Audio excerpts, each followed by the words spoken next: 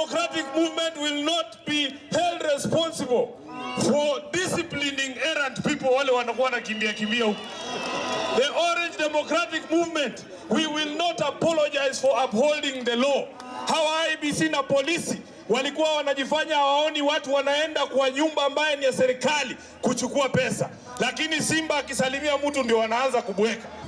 Nataka niambie DPP leo na DCIO kwamba mtu wa kwanza kukamatwa ni William Samoei Ruto.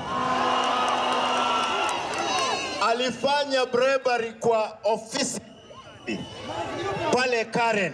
Ukisikia mtu ambaye anatafuta hii kofia, ujue ya kwamba yule alikuwa mwizi wa kura. Huyo ni mtu ambaye alikuja kuvamia nyumba ya wengine.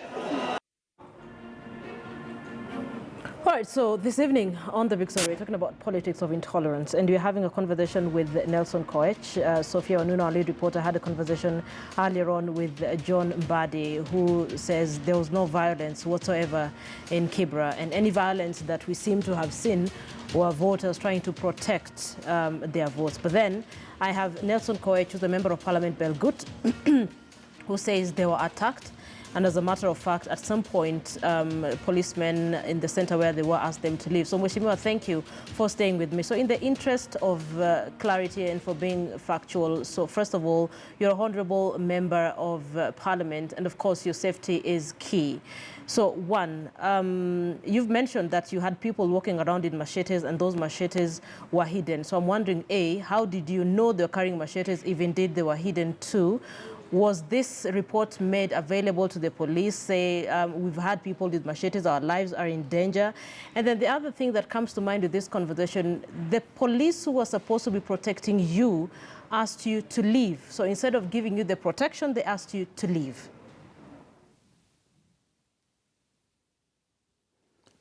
That is exactly what happened.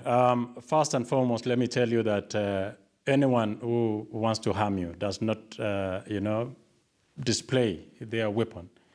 We knew it. Of course, there was conversation. And you must realize also that as Jubilee, we also had our own people, like informers, and people who will tell us what exactly was happening on the ground. You must realize that this is an area we had been for about 60 days. So we knew exactly the terrain, we knew the people, and we knew when we had people who had been planted purposely to cause chaos during the election day. The polling station, Shimoni polling station, and DC polling station, and a few other stations, I can tell you was a no-go zone for a particular tribe and community. And of course, this is a village. People know each other in these places.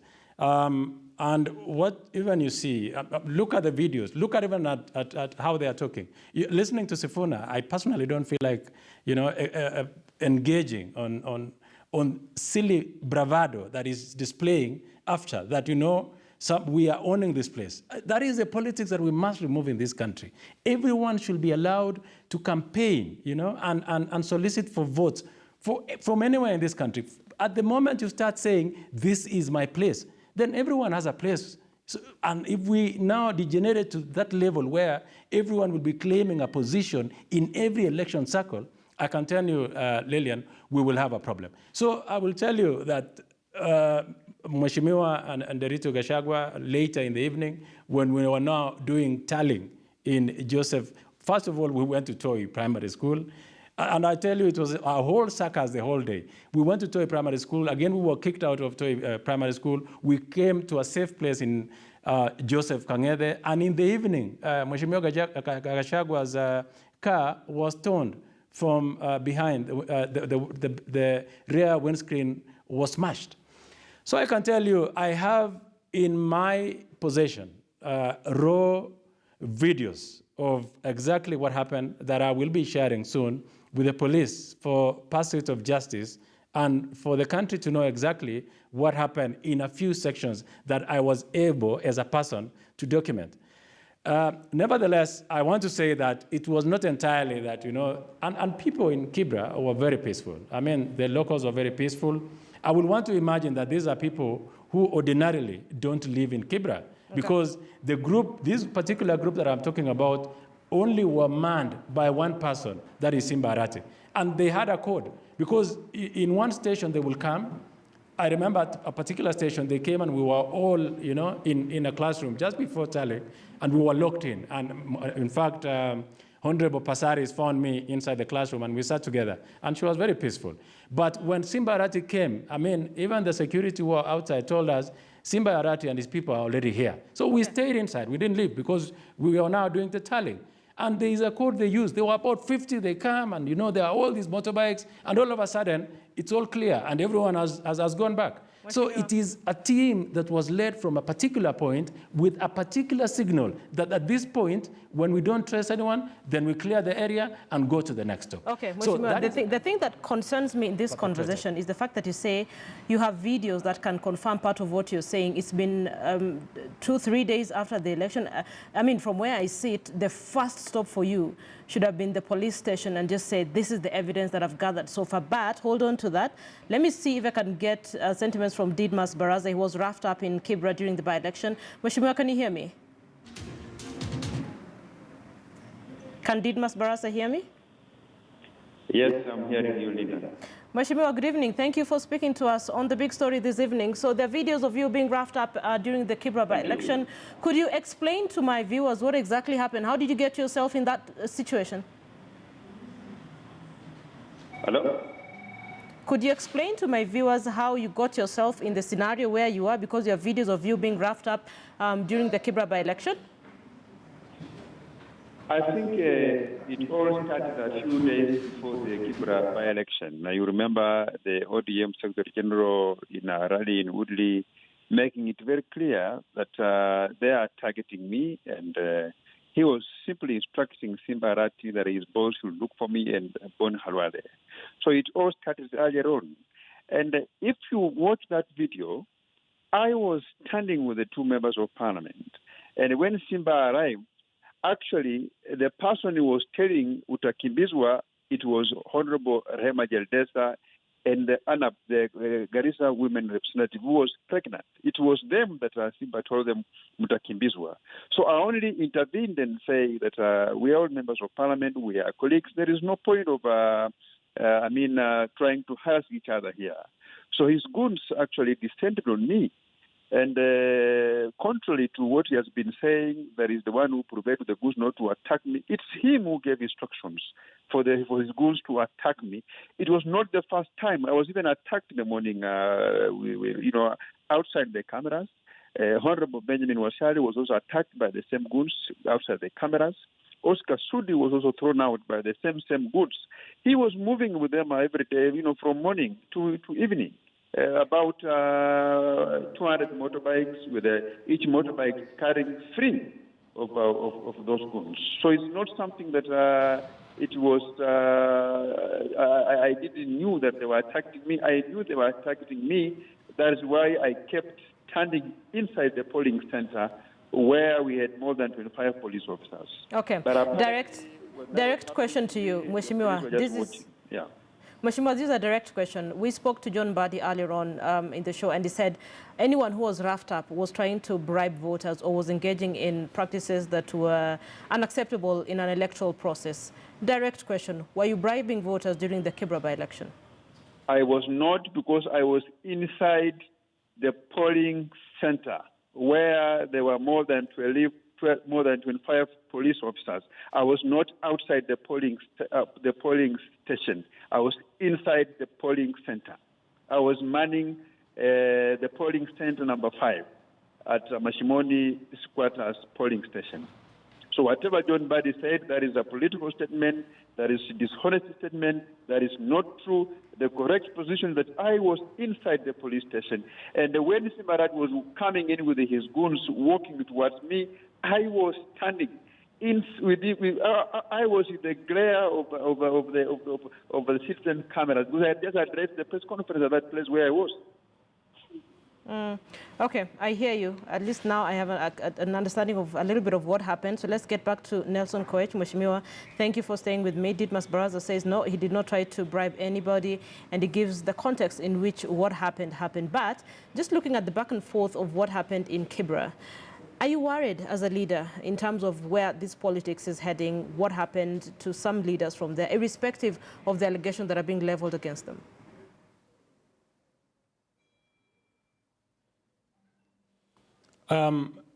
As a country, I'm worried. Jubilee was formed on the basis of uniting the country and moving forward as one team so that we do not have violence every other election cycle. BBI was meant to address, issues of, election violence and violence after election. What I see now is what will happen with this group of youth who have been used in a political circle in that space between that election period and the next election period. What are those people going to do? So it gives me the thought that if we don't find a solution and leaders come out and genuinely condemn violence, you can even see after the Thanksgiving in Kibra the other day, the entire leadership of ODM is with a lot of bravado coming out very strongly to say, and even Junaid Mohammed is wearing Honorable Didmus Barasa's hat with confidence. And I see Simbarat even daring the DPP to arrest him if they feel that there is anything that they can arrest him on. That tells you the kind of politics we are going to have going forward. And as a country, if we don't address this matter now, and I say this with a lot of worry, then we are going to experience another spate of violence in this country come the next general election. Because these are small groupings that we today will dismiss. They overwhelm the police. It become a culture to us. So that today when violence is meted against a group of people, as a country, we seem to laugh about it. Look at how Honorable Alwale was wrapped up. And everyone is even making memes about him and all these things in the internet. And it is something extremely dangerous where we are heading as a country. So as a leader and a responsible leader at that, I am worried, and we must come out and address and call out the people who instigate violence in this country. Okay, I hear you, but to be also fair, I know you've mentioned a couple of leaders who have said unpalatable things, especially on the podium after that win in Kibra. But Deputy President William Ruto also tweeted and says that as Kenyans, we demand that Raila and his party unconditionally and unequivocally and publicly renounce the culture of violence, chaos, terror, and gangsterism, their signature modus operandi as witnessed in Kibra, and unreservedly apologize to past and present victims. So clearly, this is coming from both sides. In 1 minute, how do we fix this? We must be genuine in our conversation, and we must condemn. We must find out from this country what is this that every other election cycle, this is just a mini election. This is just a parliamentary election. We are going to go for presidential election. We must address that issue. ODM as a party must come out and clearly spell out to its members a code of conduct that they must adhere to the rule of the law every election cycle, because the violence that we experience in this country after every election cycle come from a particular quarter, a particular party. That party must now put its members on order. They must be addressed, and as a country, we must call them out, because if we do not address this issue once and for all, we will have a problem. What is the point of talking about BBI when we have a problem here in Kibera? How can you say today we want to come together as a nation, build bridges, yet we've come out in Kibera a wounded lot, not just as Jubilee, but literally wounded, and a disintegrated political party. NASA is split. You have now ODM on its own. You have Ford Kenya on its own. There are big cold names. I heard someone saying that Ford Kenya got the votes that Ford Kenya got was an equivalent of, in fact, spoiled votes were higher than Mheshimiwa, I am sorry. What Ford Kenya got. So as a matter of fact, all I'm saying, let us have a genuine conversation in this country to end election violence and any form of violence once and for all. Nelson Koech, Member of Parliament, Belgut, thank you for your time and for speaking to us on the big story this evening. Big thank you as well to Didmus Barasa, MP Kimilili, and John Badi as well, ODM Chair, who initially spoke to our lead reporter, Sophia Wanuna. In the interest of being clear and factual, allow me to mention that in all our reporting during the Kibra by-election, at no point did our reporters come across anyone armed with machetes. But those are allegations that are being made by Nelson Koech. We're hoping he will present the evidence that he says to the police. That has been the big story. Thank you for watching. I'm Linda Ogutu.